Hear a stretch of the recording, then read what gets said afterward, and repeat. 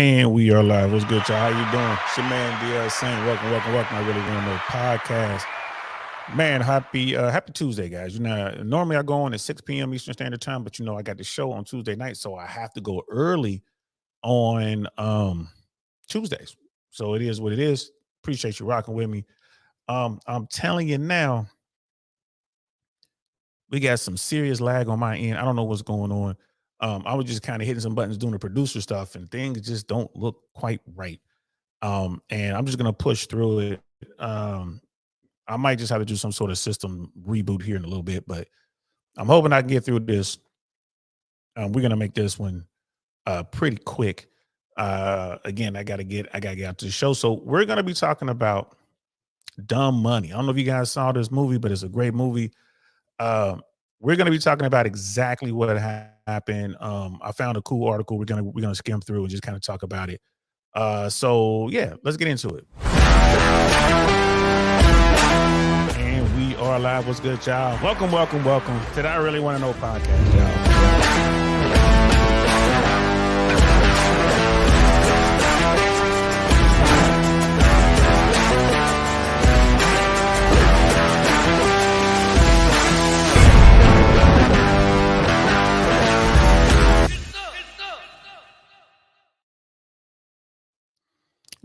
Yes, man. Get some shout out to Sister Shusha who made that intro, who put that together, and Brother Grios. Shout out to them. Uh, yeah, it's definitely. I'm seeing that the lag has everything to do with the upload speed. There's nothing I can do about it, guys. It's just slow right now. Um, so just kind of bear with me. Shout out to everybody who joined us yesterday. We were talking about BBLs and plastic surgery augmentations versus natural bodies, and that was a good show yesterday, man. A really good show. Thank you to everybody who was you know active in the chat and those people who were ninja watching. It was a good topic. I ain't gonna lie to you. I think that was one of the better shows we've done over here.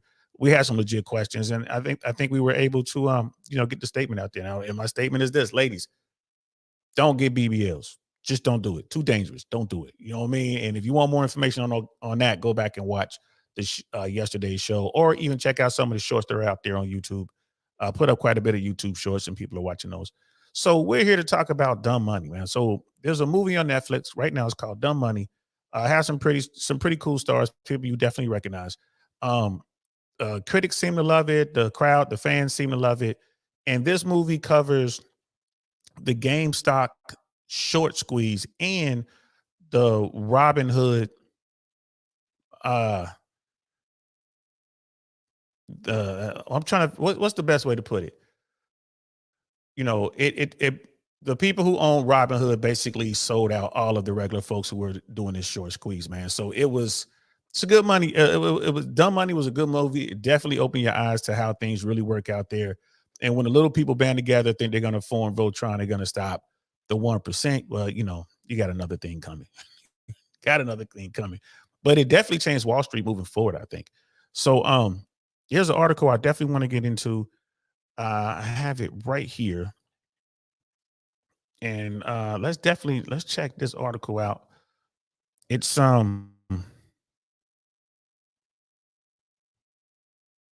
fascinating what happened. And I didn't follow this when it went down. I'm not a big, I'm no day trader or retail trader or anything like that. I don't mess with stocks with the stock market.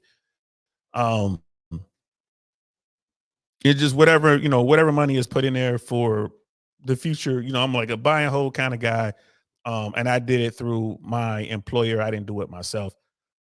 We basically had a program where you can move stocks around if you want to, or you can just let it ride. I let it ride. But this GameStop thing was crazy, crazy. So let's get into it. And this is from the street. This article I was able to find from the street .com on the internets, y'all. The internets. Um, so let's get into it. An in-depth timeline of the GameStop short squeeze saga. So January 2021 saw one of the most notorious short squeezes in the market history as Reddit army of retail investors took on hedge funds to drive struggling retailer GameStop's stock price sky high. And that's what this movie is all about, this right here. GameStop, a video game retailer known for operating stores out of malls and shopping centers, was the go-to name in the game and console sale industry um, in the aughts. Once a favorite mall stop for Americans' youth, teens, and game-oriented adults, by the mid 2010s, the retailer began to lose both critical cultural relevance, and market share as shopping mall traffic uh, waned and more of the gaming industry customers began to opt for online purchases, right? And this is just normal everyday talk, man. Like, there was a shift in the 2010s from brick and mortar to Amazon, right? Amazon hit the scene. There's no need to go to the malls anymore. People were tired of dealing with other folks, active shooters, weirdos, and all the other stuff that was going on. And it was more money to go into the mall and buy stuff. You can get stuff on Amazon for way cheaper, or you can just order from your favorite retailer online, get the stuff delivered, wouldn't have to worry about it at all.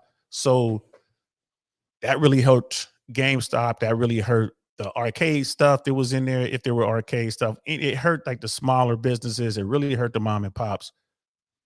People just stopped going to the malls. Kids weren't going there hanging out anymore. They were, going into the virtual world. So all this stuff was going around the same time.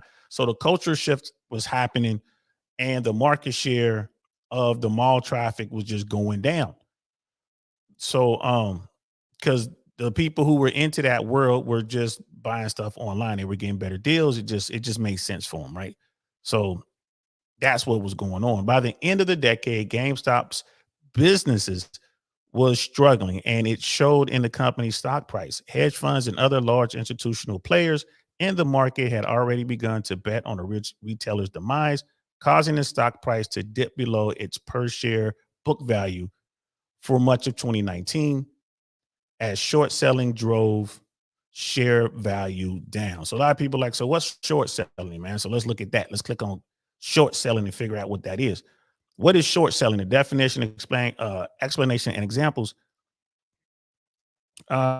Shorting is a way to capitalize on a likely decline in a stock, an industry, or even an entire market sector. So short selling is basically just betting against something. You're just betting that something's going to fail. And most investors understand the wealth building concept of buying low and selling high, but the opposite is true when it comes to short selling. The goal of shorting or short selling an asset is to make a profit when its price falls. Right? So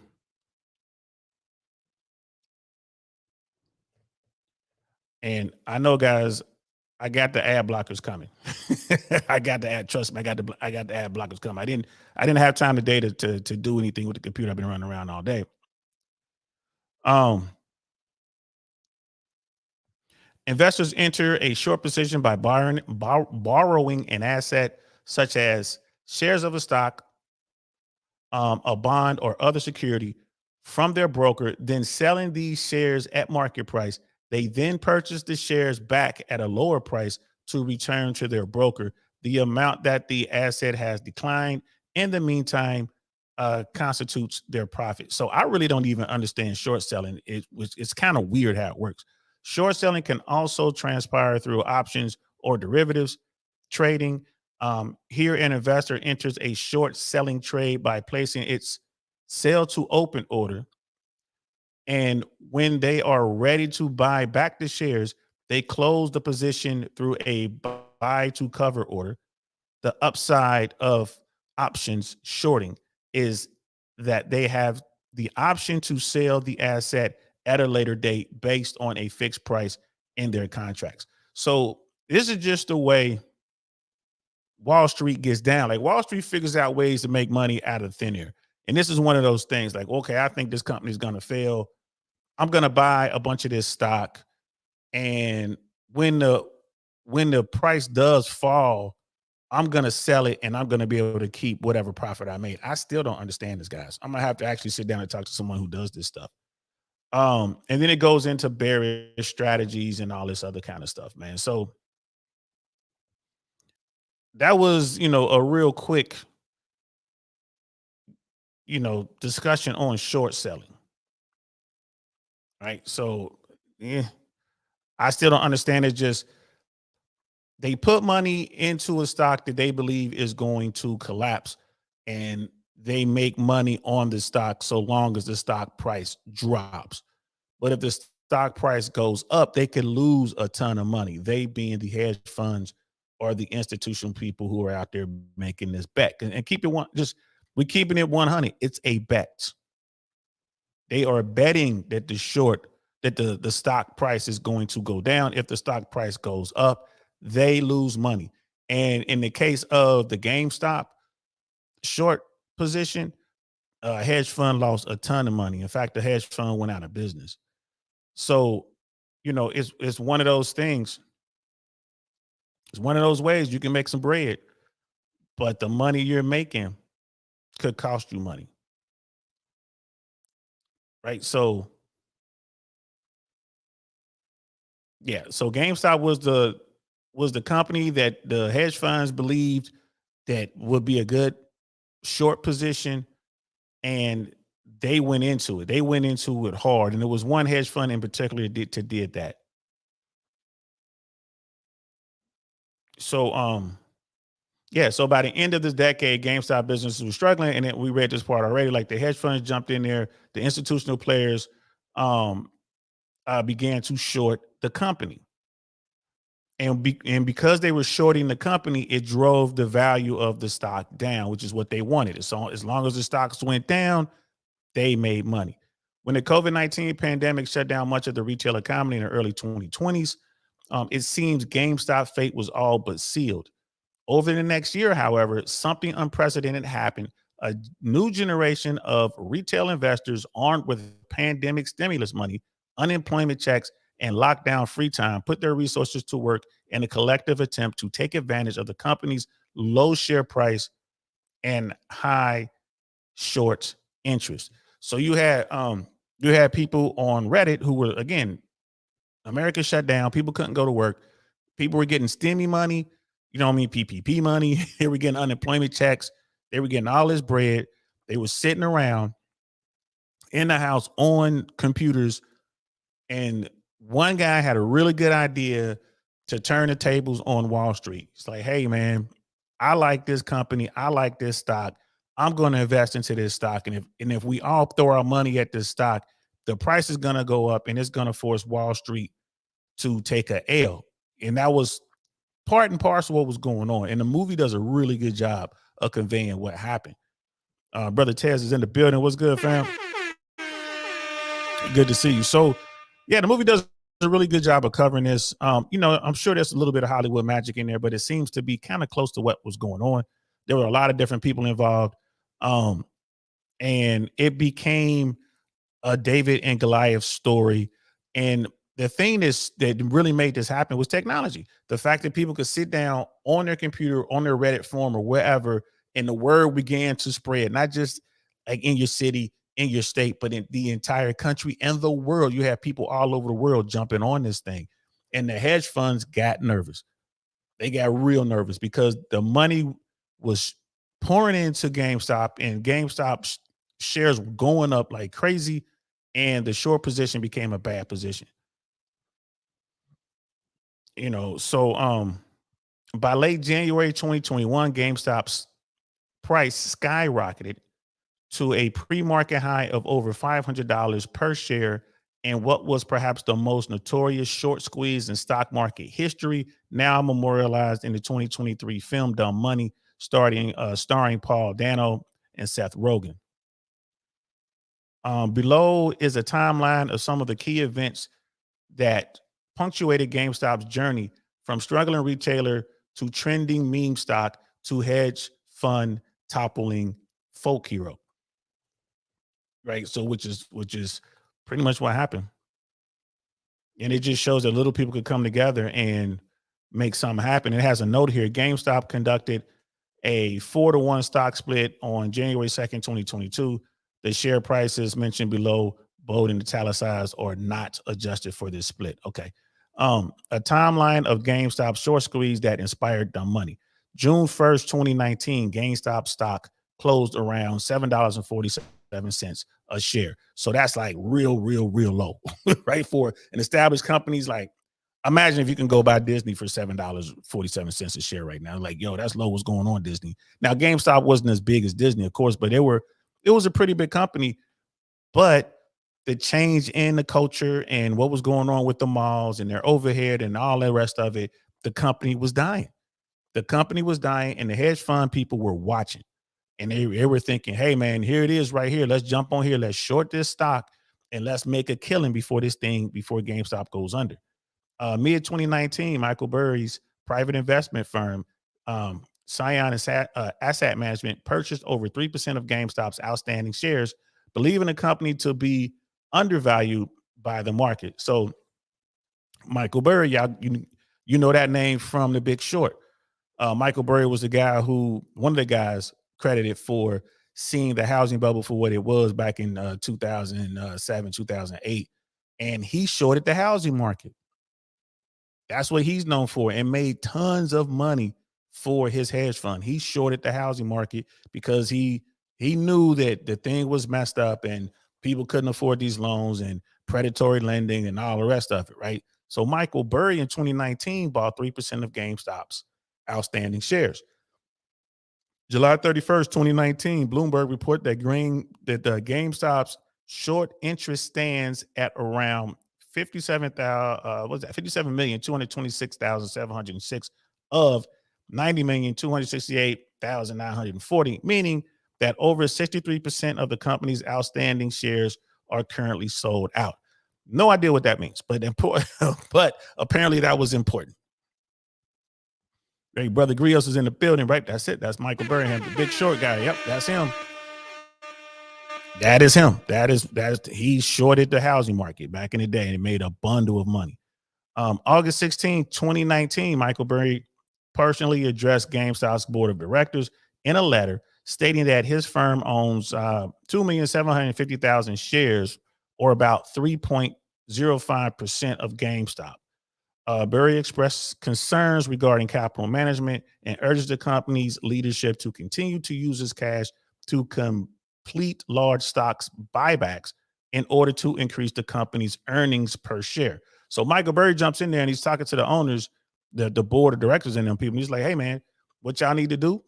Y'all need to tighten up on your management, do what you got to do, get some cash out and start buying back some of this stock so the price will go up. Show people you have confidence in your own product, and that'll push the stock up. So you got Michael Burry involved in this thing. August 30th, 2019, which I didn't know. I didn't know Michael Burry was involved. They didn't mention his name in the movie, I don't believe. GameStop stock closed at $3.97 per share. So August 30th, GameStop was down to just under $4, $3.97 per share. Remember, when this thing started, when Michael Burry bought in, the stock was at $7.43 or something like that a share. Right. So, yeah. So it was June 1st, 2019. GameStop was at $7.47 a share. Michael Burry jumped in there and bought 3% of the company, right?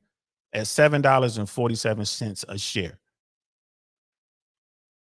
And he went in and was telling the management, like, y'all got to get it together, get your money right and buy back some of this stock. Let's drive the price up.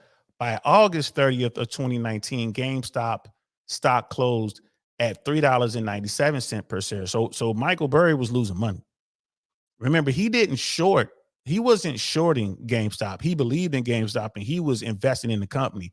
The hedge funds, there was a hedge fund out there shorting the company, and the hedge fund was happy. It went from, almost $8. Now it's down to $4, it's under $4. So the hedge funds are like, cool, burn, baby, burn. They wanted to keep dropping. And that's what was going on. September 30th, 2019.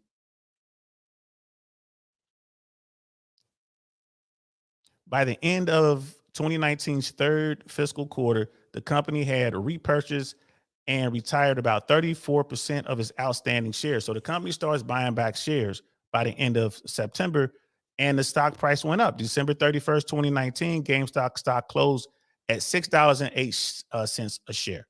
So it's still under the $7.43 or whatever Michael Burry bought in at, but it was going though, it's starting to go up. It was starting to bounce back. So remember, every time it was going down, whoever had the short position was making money. Every time it went up, the person who had the short position was losing money. So July 2020, Keith Gill, Roaring Kitty, and this is the guy, this is the main character, the star of this character is the main character in Dumb Money, begins releasing YouTube videos explaining that he has held a position in GameStop since mid 2019, around the same time Michael Burry bought into the company, and believes the company is undervalued and overshorted. Gill makes the same case on Reddit's Wall Street Bets uh, as deep effing king value, as deep deep effing value. That was the name, I guess, on Reddit. I don't follow Reddit like that, so I don't know how it works. I guess you make up your own names or whatever. So August 31st, 2020, GameStop stock closes at $6.68 per share. So it's inching up. And you got this guy who's on YouTube, right? He's in Reddit. He's posting videos. He's bought this stock and he's showing, hey, this is what the stock is doing. This is where it is. And this is where I think it's going to go. Look, Michael Burry did this too. I'm in on this. I think, I like this company. I think that this is a good buy. So, and it, the stock price is starting to creep up a little bit. November 2020. By November of 2020, Ryan Cohen, an activist and investor known best for his former role as CEO of Chewy, an online pet supplier retailer, had purchased over 10% of GameStop's outstanding shares. So now you got not only do you have Michael Burry, who jumped in at $7 and some, $7, almost $8 a share. You know what I mean? You got this kitty guy there's the YouTube guy who was driving this stuff with the regular folks. Now you got another CEO, Ryan Cohen. This is the guy who came up with Chewy. And, he's like, make a bazillion dollars. Like, you know what I mean? He's like, okay, he's looking at GameStop. And he's, November 2020, he goes in and he buys 10% of the company. Right. So he's looking at it. And he probably bought around, I don't know where he bought it, but in November 30th of 2020, GameStop stocks closed at $16.56.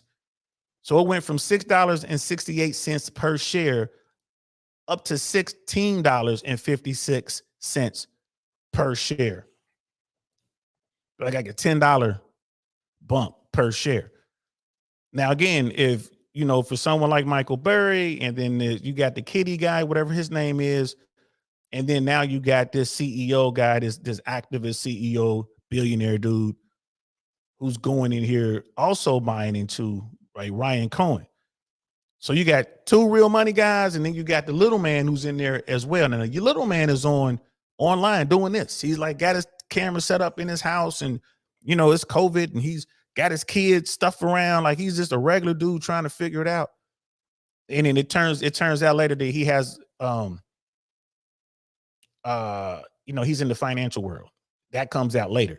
But he's looking at this thing. He's like, hey man, I like this stock. I think this thing is overvalued. I think that there's going to be a lot of room for this thing to make some money. So right. So just a few months before all this, it was down around, under $4 a share. Here we are now, $6.68 a share. And then bam, another big money guy gets involved, $16.56 a share. This is November 30th, 2020.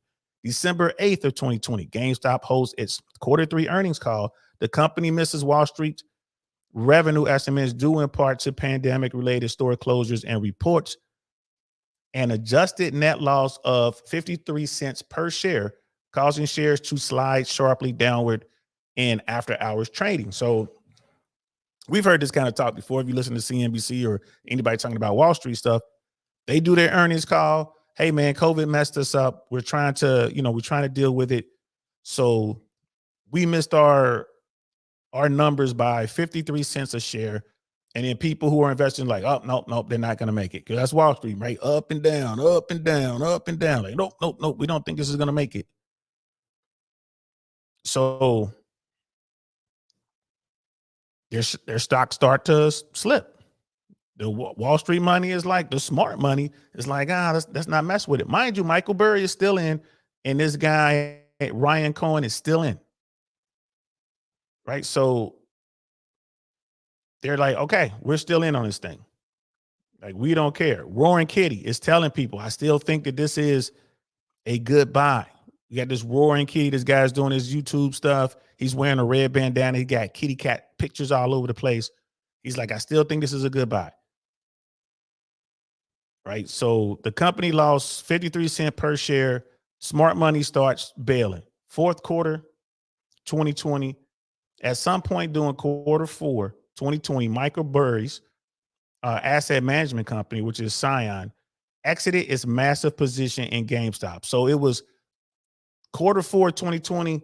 Michael Burry was like, I'm out. Now, I don't know. Like, Michael Burry, remember, he bought in at just under $8 a share. And he gets out for quarter four of 2020. January 4th of 2021, GameStop stock prices are closed at $17.25. So Michael Burry got in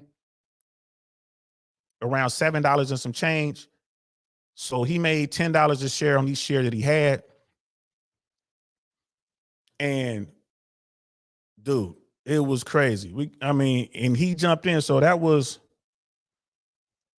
what was going on with Burry. So Burry's out, but he made money. But remember, Cohen is still in. The Chewy guy is still in. Brother D Mac with the $100 super chat, man. Thank you so much, brother. I really appreciate you, brother. Thank you so much, man. And we did this show for you, man, because I wanted to do it yesterday, but things had changed up. And, because you asked me if I saw the movie, and I did. I thought the movie was amazing. So I'm like, I definitely want to talk about it, but I wanted to do the BBL show yesterday. And we're doing this show today, man. So again, thank you very much, man, for the $100 donation, man. Thank you, brother. Brother D-Max says, yesterday I jumped on a pump.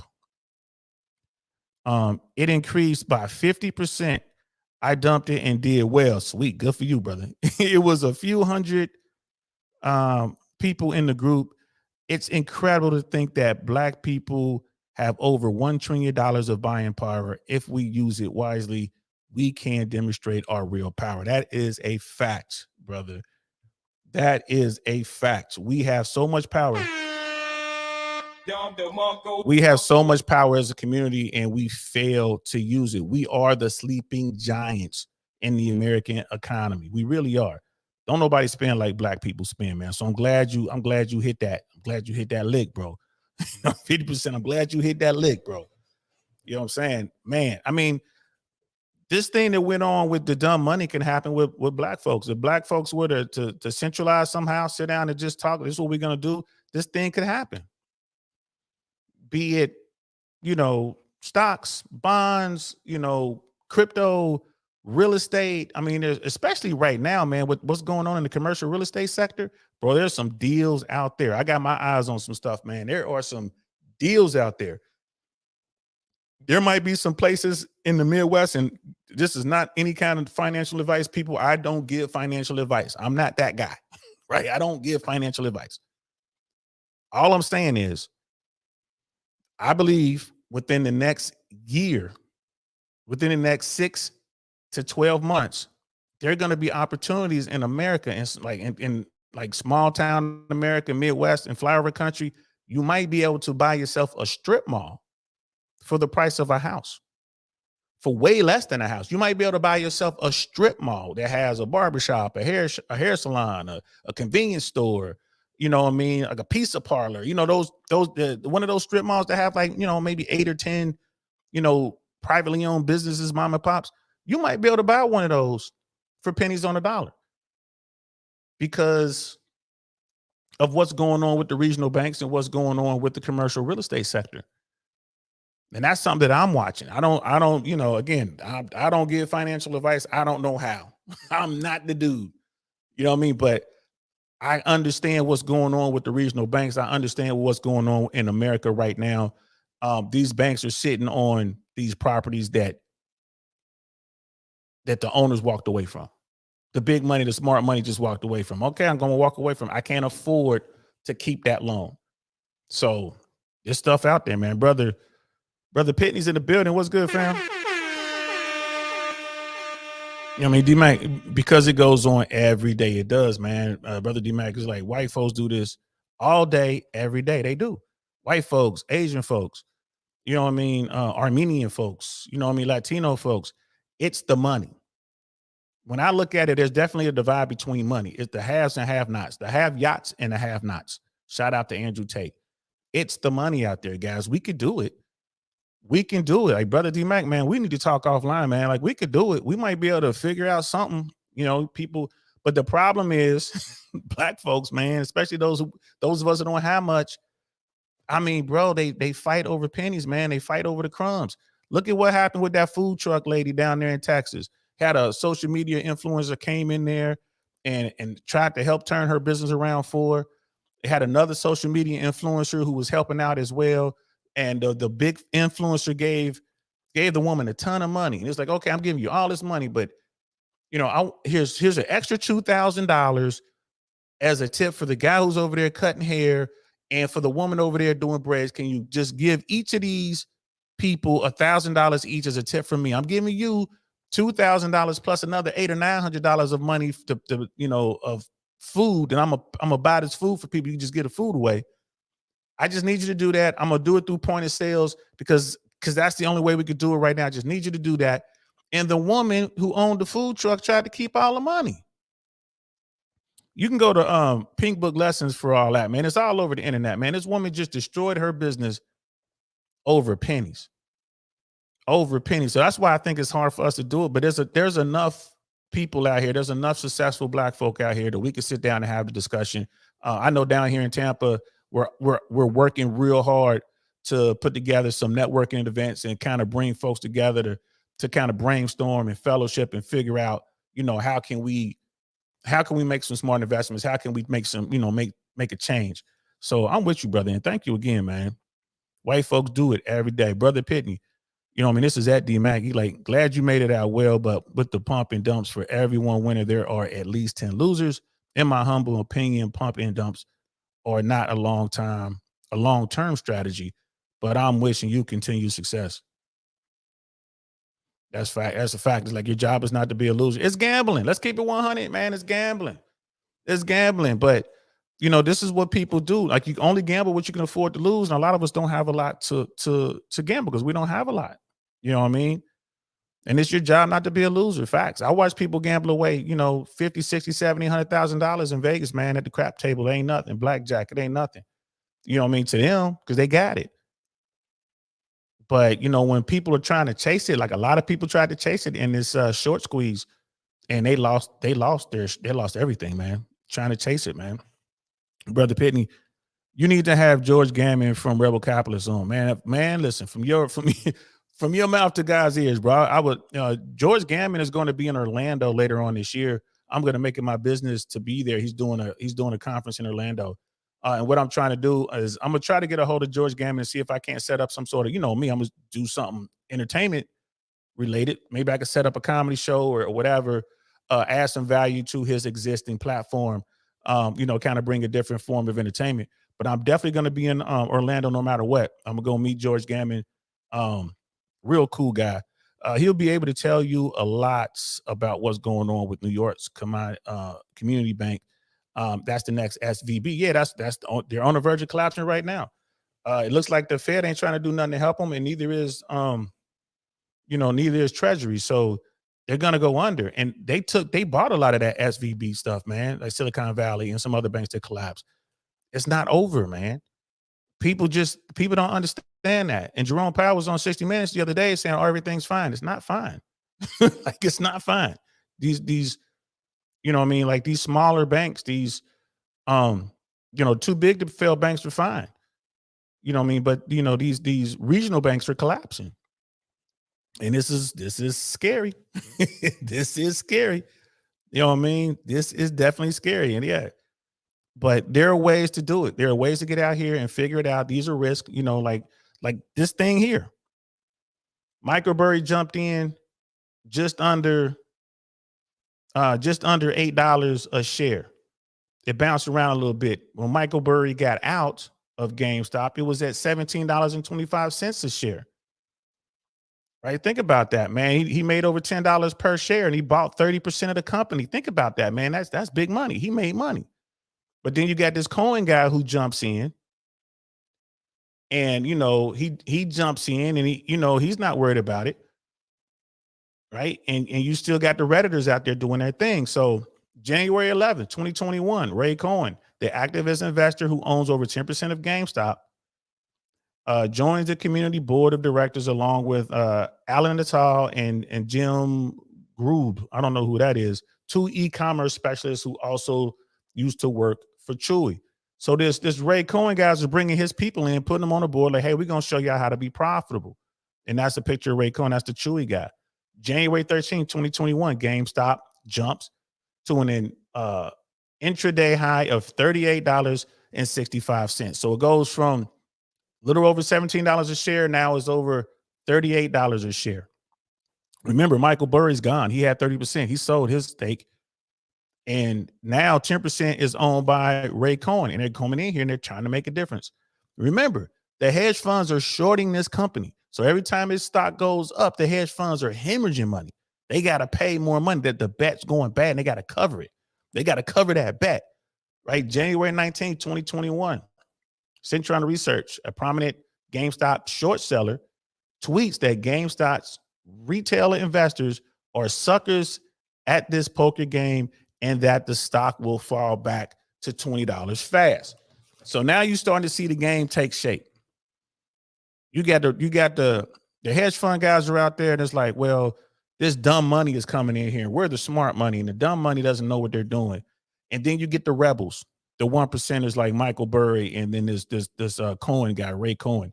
They come in there bringing billions, right? Because they got bread, just like the hedge funds. And that's all they needed for the dumb money to keep throwing their stimmy money in there and their little savings or whatever they got. Man, I'm just going to throw this in here, pushing GameStop to the moon. Right? It's like January 19th, 2021. People are like, you guys are suckers. This thing is going to fall back to $20. Right? January 20th, 2021. Right? The same company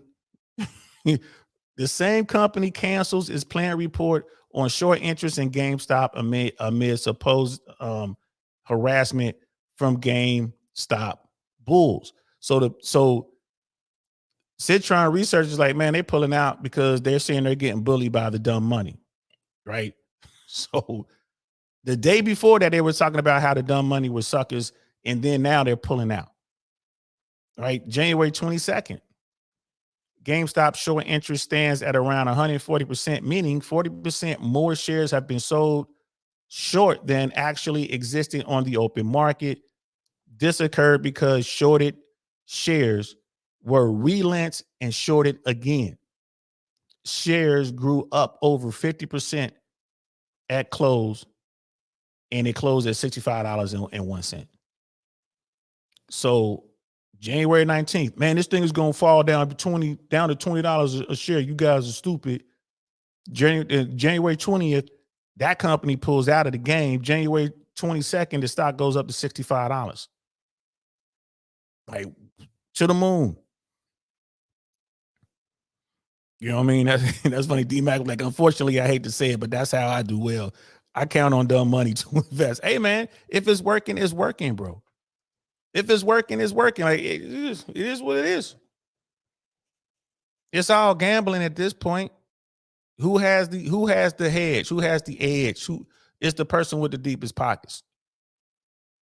Right. And that's one of the things about this, man. It's the person with the deepest pockets. That's who's going to win every single time. Because they can afford to lose. They can afford the losses. But I mean, it's going up. January 19th, they're like, oh, this is going to be down to $20. And next thing you know, a few days later, it's at $65 a share. January 25th, 2021, it's up to $76.79, almost $77 a share.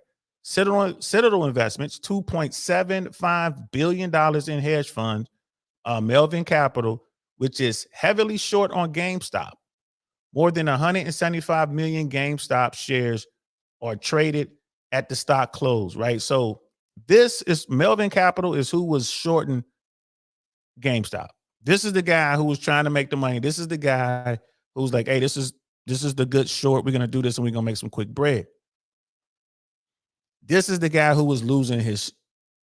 He was losing his shirt. He was losing everything because he had to cover these bets. His short position is 2.75 billion, right? Well, that's what he had in the hedge fund, and he was going through his hedge fund trying to cover these bets. January 26th, Elon Musk, the CEO of Tesla and SpaceX, tweets GameStop. You know what I mean? That tweet right there got more and more people to jump in there. Get more and more people on that Reddit, and the rest of the world started jumping on there and shares a link to Wall Street Bets. So he made that he tweeted that word, and he puts a link to Wall Street Bets. So he drove people to the Reddit basically. Right? He gave them the link to the Reddit message board, which all the bullish retail investors were sitting there doing their thing. And he's basically promoting GameStop. And the stock surged to $147.98. Remember, y'all, this thing was down under $4. Right? This thing was, because you imagine if you got in at $5 and now you're sitting on $147.98 a share, and you bought 1,000 shares at $5. This is where the math gets crazy. This is where someone like D-Mac is just killing the game. He's like, oh, I got Bentley money now. Oop, I got Rolls Royce money now. Oop, I got Bugatti money now. It's going like that. It's gambling, but this is how Wall Street works. Elon Musk texts one word with a link to Reddit, and the world goes crazy. GameStop shoots up to $147.98 a share. The next day, equity and options trading volume in the U.S. reaches its highest ever single day level, 24.5 billion shares and 57.1 million contracts traded, respectively. GameStop sees its highest close of the squeeze at $347.51 after reaching an intraday high of around $380. So it got as high as $380. It closed at $347. Remember, this stock was under $4 at one point. Melvin Capital and Cintron cover most of their short position at staggering losses, right? So they got to dump more money. Again, who's going to win in this kind of game? Who's going to win? The person with the biggest pockets. The dumb money just broke one hedge fund. Melvin Capital got broke, basically. That was like, dude needed help. So he had to go to another hedge fund. And that hedge fund had to give you money. They're like, bro, we don't do something here, man. They can't cover it. And all these trades that the dumb money were making was going through Robinhood, the app.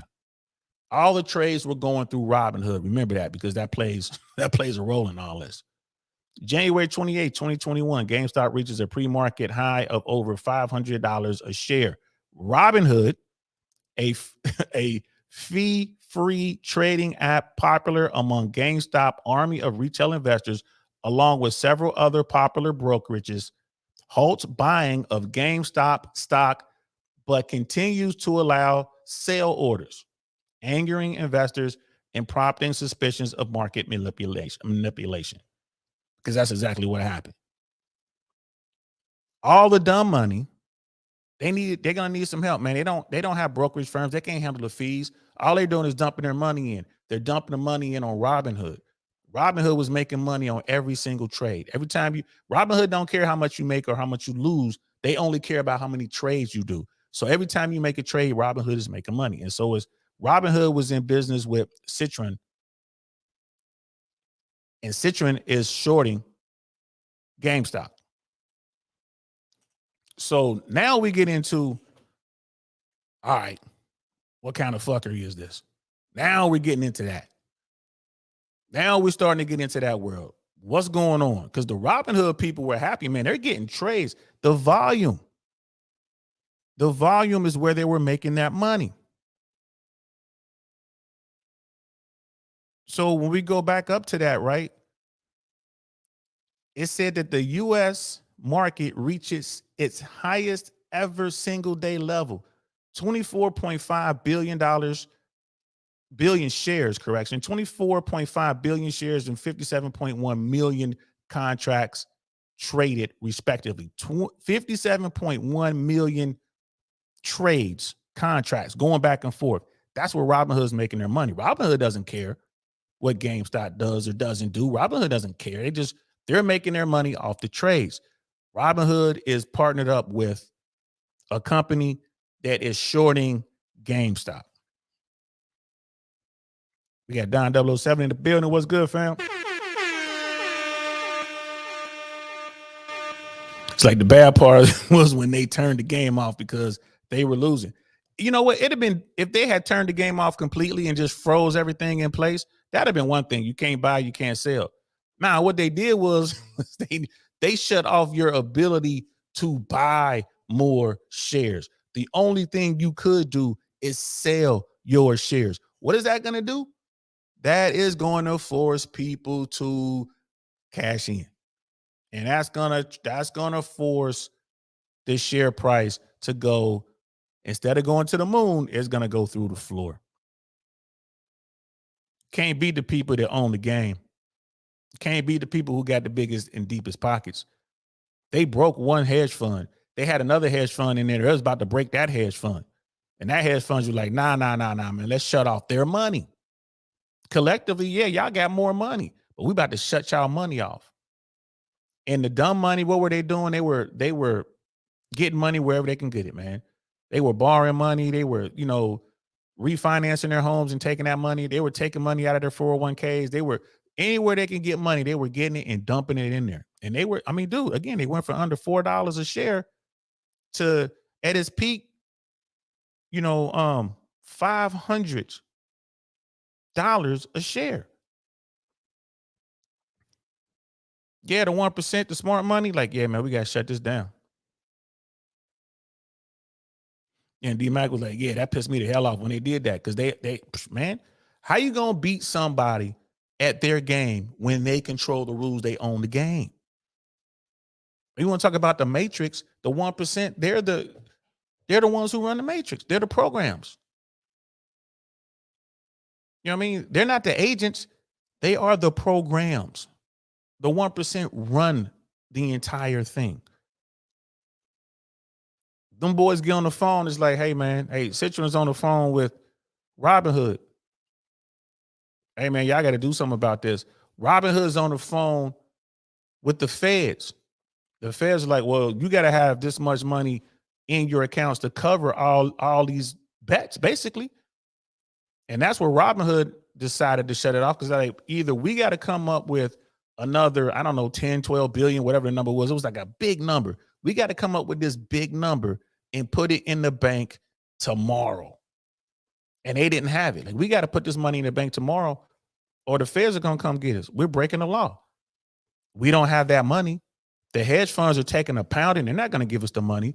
So we're going to have to figure out a way to shut this thing down. So what did they do? We're not going to let you buy. We're not going to let the dumb money buy any more GameStop stocks. But you can sell. You can sell. And that's what happened. Now you got the dumb money they're just sitting out there like, damn. This happened without any warning. The dumb money was trying to buy more. It was already at 500. This thing, the stock would have gotten way over that. It could have doubled from this point. But no, Robinhood wasn't having any of that. They weren't having any of that. So yeah, was there any manipulation going on? Yes, sir. Was it because they had a grudge against the dumb money? And I'm talking about Robinhood. I don't think so. Robinhood didn't have the money to cover all these trades that was going on. They got to have X amount of money in the bank. They didn't have the money. They would have had to put triple the amount of money that they had in there based on the volume of the trades, and it would have continued to go up. So they just didn't have the money. And then you got their partner, right, who is shorting the company. That's like, hey, man, y'all better do something. Do this. And yeah, and that's where the manipulation took place. And then they're trying to cover it up. Well, we didn't talk with Our company and their company, we don't talk about this sort of stuff. There's a wall between us. No, there's no wall. And people were able to prove that they were definitely communicating back and forth. Each company was talking to one another. This is what we need you to do. We need you to do it now. Did anybody go to jail for this? I don't think so. I don't think so. Which is crazy. So GameStop closes at around $193.60.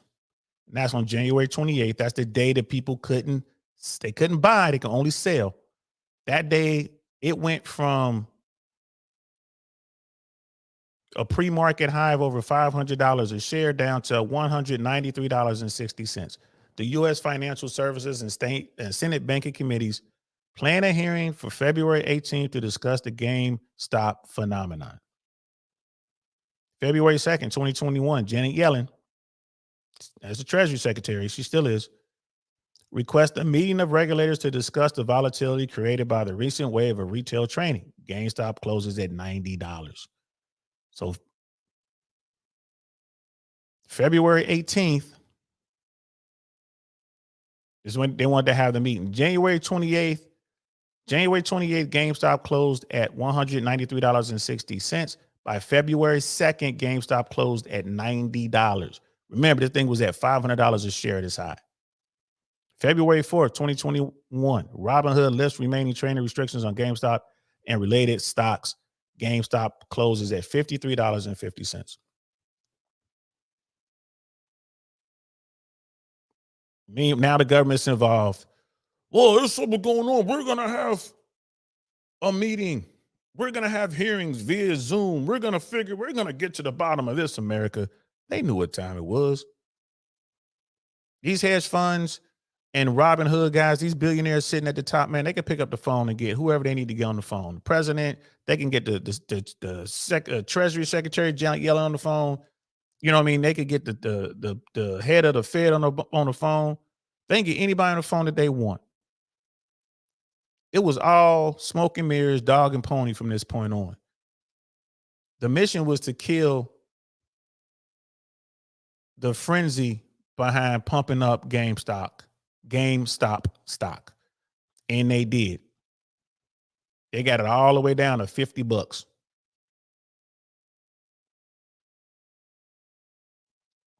They got it all the way down to $50. I'm trying to find it again, guys. My bad. So they got it all the way down to $53.50. What a roller coaster ride. Janet Yellen wants to talk about the volatility, whatever, right? Senators and Congress people want to sit around and talk about manipulation. They want to talk to the billionaires involved. Hey, hedge funds, you guys didn't have anything to do with this. No, we didn't. We played by the rules. We're the smart money. It's the dumb money that messed all this up. The dumb money should have just sat back and let us short this company like we did Toys R Us. They should just let us short this company like we do and just make money out of no money and at the same time destroy Americans. You can't beat people when they control the game. They literally control the game. You can't beat them. This timeline is insane. And I will definitely link this to in the description, guys, if you're watching this on Team Replay, so you can go read this stuff yourself. This is just amazing. Brother D-Mac, man, thanks for suggesting that we cover this, bro. Because people need to see how this works. August 31st, 2020, GameStop was at $6.68 a share.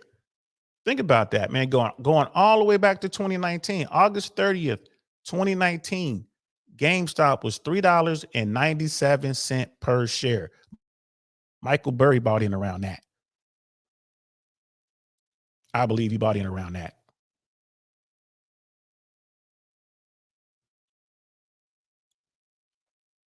I mean, no, correction. He bought in at $7.47 a share. Correction.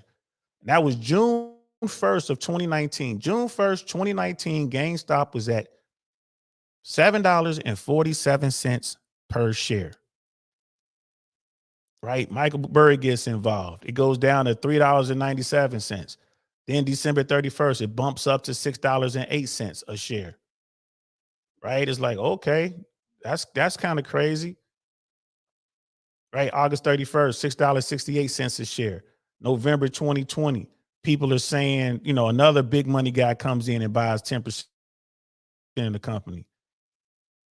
It goes up to $16.56 a share. That's November 30th.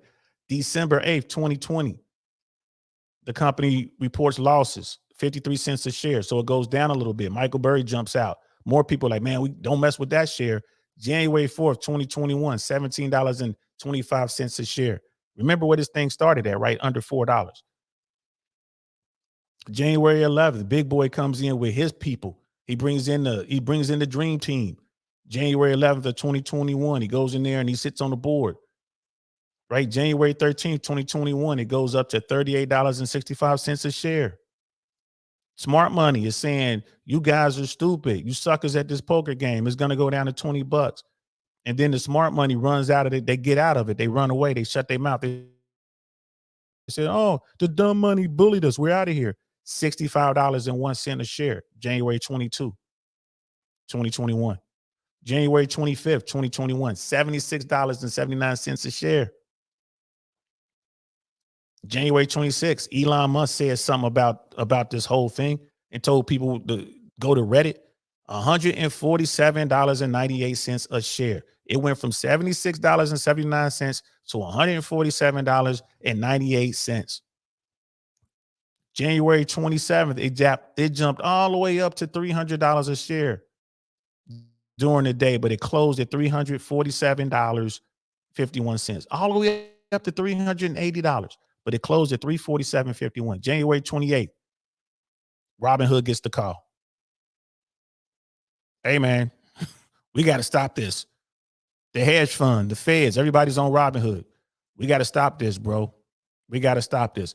Robinhood does not allow people to buy GameStop.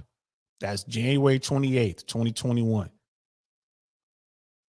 It had a pre-market high of $500 a share. That meant when the market opened up on January 28th, that thing was going to go stupid crazy. But no one could buy. That day it closed, the stock closed around $193.60. You see how that works? There are people, the dumb money folks, who were in on this, who bought in crazy when the stock was under $5, under $8, under $12, under $15. They were buying the stock like crazy. They invested their $50,000, their $20,000, wherever they had. And at its peak, January 28th, those people were probably, those people were looking at tons of money, man. Some of those people were probably looking at millions. That Kitty guy, the guy who was doing the YouTube post, he made tens of millions. I want to say when it was all said and done, I think they said he made around 38 million. You had people, these regular Americans who were broke as a joke, working every day, man, like caught in the rat race, invested the money that they didn't have into GameStop, and then bam, it went up to, $300,000, $400,000, $500,000, and some of them didn't sell. They didn't sell until after January 28th. If you got people who invested this money and it's like, bro, you invested $12,000 and now you got $600,000 in this stock, man. Why didn't you take some money out? This is gonna keep going. Oh no, you got to take some money out. They didn't take any money out. GameStop began to crash January 28, 2021, $193.60 at the close. February 2nd, it closed at $90 a share. February 4th, it closed at $53.50. February 18th,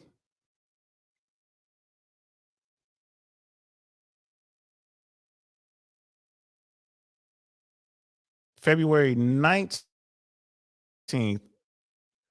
2021, $40.59 a share.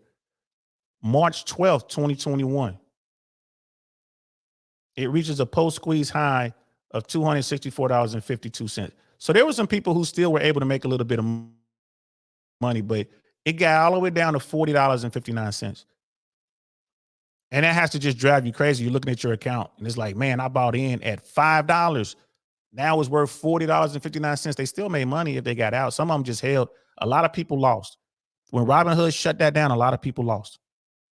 But a lot of people did win. But who ultimately won? The hedge funds. After March of 2021, GameStop stock continued to see fairly drastic ups and downs, but none were as stark as the January short squeeze. Overall, the trend was down between early 2021 and late 2023. The stock remained popular, however, among both retail and institutional investors and among both bulls and bears, seeing higher volume and volatility than it had in the years leading up to 2020.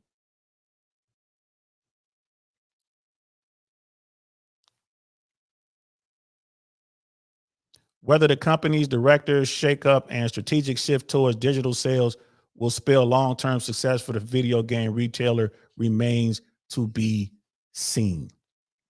Right. And that was Ryan Cohen's people coming in there and trying to turn things around. That's the GameStop, man. That was the short squeeze. That was the short squeeze. Go watch that movie. It's on Netflix. Go watch that. Watch Dumb Money. And then there's a documentary also on Netflix about the GameStop squeeze. It's also worth watching. And it talks to actual people who were involved in that. And it shows how much money some people made and how much money some people lost. It was all regular folks. Go check that out. Brother Penny, only allowing one side of the trade is market manipulation. If you ask me, somewhat jokingly, hey man, we know what time it is. Of course it is. Of course it is. Of course it is. I'm not gonna let you buy because y'all dumb money about to break, too many of our 1%ers. They should have let it keep going. But Robinhood, they had to look out for themselves, man. It's dog eat dog out there, bro. Brother D-Mac. In your opinion, what would it take for black people to understand the rules of these games? In my opinion, bro, I think it would take a course. We would have to have a course that is backed by some of the most brilliant minds, in Black America. Like you would have to get the Obamas to sign off on it. You probably have to get like Oprah Winfrey to sign off on it. I think it would take a series of books, a series of movies, a series of YouTubers on the same page with the same message. And I think it would take us to, each one teach one sort of thing to really break down, okay, this is how the stock market works for real. This is why the 1% will never be broke for real. This is why the government always bails out the 1%. They bail out Wall Street. This is why you're not making any money. This is why trickle down doesn't work. It has to be nonpartisan. It can't be a Republican or a Democratic view or a liberal or conservative view. It has to be just the truth. And I think it would take small groups of people in a Reddit style type community and in real life to come together, not asking for money, not trying to take advantage, just giving the information, just the facts. I think if we can pull something like that off, now we've educated everyone. And then from that point on, everyone can think about it, right? Because what we need to be able to do is get people to the position where they can put it through the old think tank. Arch, nothing gets past the old think tank. Nothing.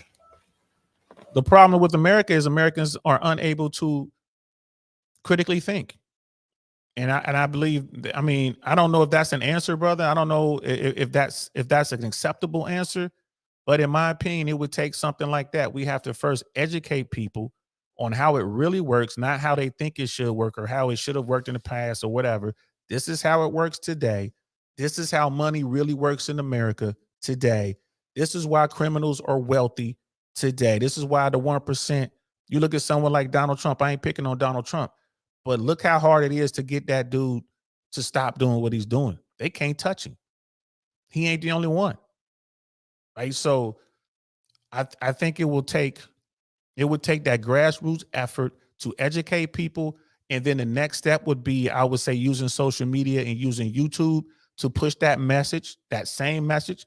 The next step would be to get people like Oprah and the Obamas and the mainstream media folks, black folks, to come in off camera and say, yeah, man, this is how it really works. Could you imagine if you walked in on a meeting and Barack Obama is sitting there, for 15 minutes for free? Like, you don't have to pay him.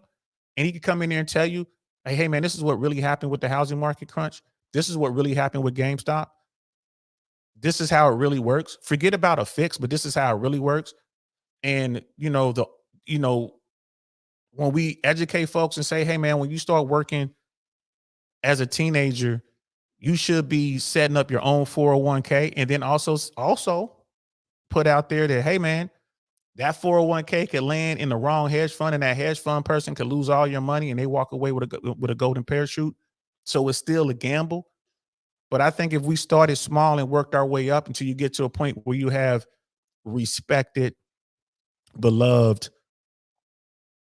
successful black folks come out, like the 5%ers come out and be like, yeah, you would need a buy-in from the entire community, man. Everyone would have to come in and buy in, the far left, the far right, and everything in between within the black community. If we came up with the true message of how the money really works and we just educated people, I think that would give us a fighting chance.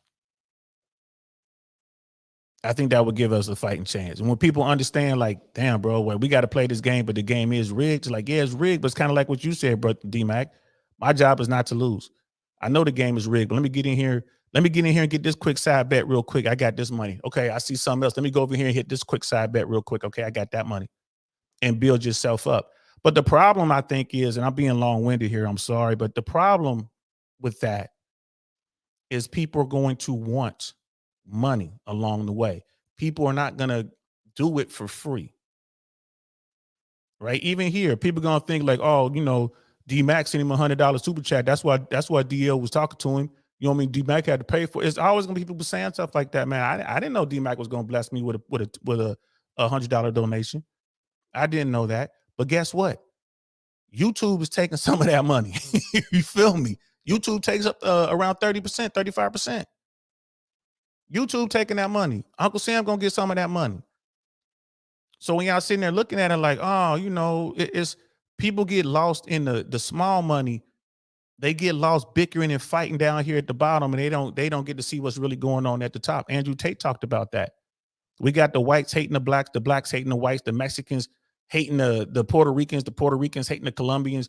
You got the Thais hating the Chinese, and the Chinese hating the South Koreans, and the North Koreans hating the Japanese, all the way over to Africa, the Houthis and the Tutsis and the Houthis or whatever, the Houthis, whatever. But y'all know what I mean. You got these different tribes over here in the continent of Africa infighting and stuff like that. All the people in the bottom 99 are so busy fighting each other and being fooled by the smoke and mirrors that the 1% is just up there sitting pretty. I need to find that clip again, man, when Andrew Tate was talking about that. Say what you want to say about Tate, but he was right about that. He was right about that. The 1%, they want to help you. That Ryan Cohen guy came in there. That dude wanted to help. And he did. He helped push that stuff over. Michael Burry wanted to help. He saw some value. He pushed that stuff up. You know what I mean? Elon Musk came in there, pushed that stuff up. But it was the people we don't know. The hedge funds guys, they came in there and they tore it all down because they control the game. So I don't know, man. Maybe we'll do some more shows. Maybe we'll do a show once a quarter when we talk about how the financial thing works, man. Maybe we'll bring people. I'll find some people who come in and just tell us the truth, man. This is how it really works. The only way you're really going to take care of yourself is to do what Warren Buffett say, man. It's boring. Invest, slow money, slow and steady wins the race. Don't go out here trying to hit a $1 million lick like some of these people did on GameStop. Just do slow and steady wins the race. Work your 25, 30 years, 40 years. And at the end of that, you'll have a little nest egg. Maybe you'll have $1.5 million, maybe $600,000-700,000 in your 401k, depending on what you were doing. If you were disciplined with it, you didn't borrow from it, and then buying real estate. Try to get yourself into a house, and then that's going to be a chunk of money there. Hopefully, no one wants to hear that because it's boring. So I'm sorry I was so long-winded on that, brother, but I just can't think of any short answer for that one. I just can't, man. Don 007, little pigs get fat, big pigs get slaughtered. Yes, they do, bro. Yes, they do. He's like, you pay my stupid tax in the game plenty of time. Yeah, bro, plenty of times. Yeah, man, we pay them taxes, man. You know what I mean? That 1099 ain't no joke, man. So I'm gonna have to wrap this up. I got a show to do, guys. I got to get over to the spot and set up. That's the beautiful part of being a promoter. You got to get in there and set everything up and find out what little fires are waiting for you to put out before the show actually happens. We already lost our headliner tonight. She's sick. She can't make it. Our DJ is sick. So we got to keep rolling. We got to keep rolling. Good thing I know how to tell jokes, man. So if I lose all my comics, I can at least stand in there and keep people entertained and have fun with it, so they'll still enjoy coming out and they'll understand it. Oh, man, we get it. You know what I mean? Oh, you lost all your comics. Good thing you funny, bro. We can have fun talking to you and just whatever. So thanks for rocking out with me, fellas. Brother D-Mac, thank you again, man. I really appreciate that donation, bro. I really do, man. Thank you so much. And everyone who was checking this out, man, shout out to D-Mac, man. Give him his flowers, bro, because this was his idea. This show was his idea, bro. D-Mac, we on each other's Instagram, man. I'm pretty sure we're on Instagram, man. So let's because I know I know you done reached out to me, I done reached out to you. So let's try to do something once a quarter, man. Let's talk about finances once a quarter on this platform. I know we're small, but it got to start somewhere, man. You plant that mustard seed, bro. It's got to start somewhere. Maybe I can convince Myron the Fresh to talk about this kind of stuff. Maybe do one of their Money Monday shows and really break down the 401k and how even if you're working as you could be like working as a dishwasher in McDonald's, bro. You can still put away some money. You can still take 12% or whatever, 10, 12, 20% of what you're making, put that into your 401k, how to start one up without having a big corporation, how to maybe we can start doing little things like that, and it'll kind of grow. And then we'll get to a point where we can bring some money people in to talk about the tax game, the 1099 game and stuff like that, man. So don't let me forget, man. Let's try to do that once a quarter. That's 4 shows a year when we'll do a show like this, a finance show. Maybe we'll highlight what's going on or highlight someone who did it right and then highlight someone who may have done it wrong.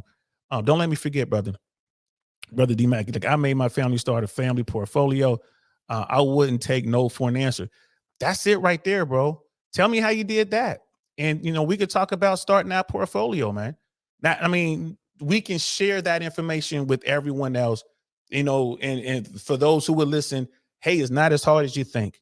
Let's start that portfolio. And once you get used to doing it, it feels funny when you don't do it and you get to watch it grow. You know what I mean? So that's what's up, man. Like, good show, bro. I appreciate it, man. Thank you so much, brother. Tesla stock was $1.28 at its lowest. Tesla was $1.28. Wow. That's like getting Apple when Apple was under $5 back in the day. Wow. So yeah, man, let's stick with it, man. Brother Pitney was like, love this topic. I think once per quarter is a great starting point. If you could add every special event, bank failures, market crashes, etc. Fellas, don't let me forget, man. At least once a quarter, that's 4 times a year. Let's have this discussion. Of course, when a bank fails or something crazy happens, we're going to talk about that off rip. But we should consistently be trying to put together shows, how to start a family portfolio, how to start your own 401k or whatever, or however you want to do it, how to move it. What are the pitfalls? What are the penalties? How do you do this sort of stuff? How do you borrow against it? Talk about life insurance. Why should we be investing in life insurance? How can we borrow from our life insurance if we need it? We should start, man, don't let me forget. Let's start doing that. This was our first show for the quarter. So quarter 2, we should do it. And then 3 and 4. So at least 4 shows a year. Let's talk about this, fellas. I really appreciate it, man. Brother Penny, D-Mac, Don 007, everybody who was here today, man. I appreciate y'all, man. I have got to run. I am already late and I got a show to do. So I'll be back tomorrow, 6 p.m. Not quite sure what we're going to talk about, but it's going to be some fun, bro. It's going to be some fun. Y'all know what it is. I'm DL Saint. This is I Really Want to Know podcast. I'm going to holler at y'all later. Peace. Nothing like I've ever seen. It's just a thing of beauty.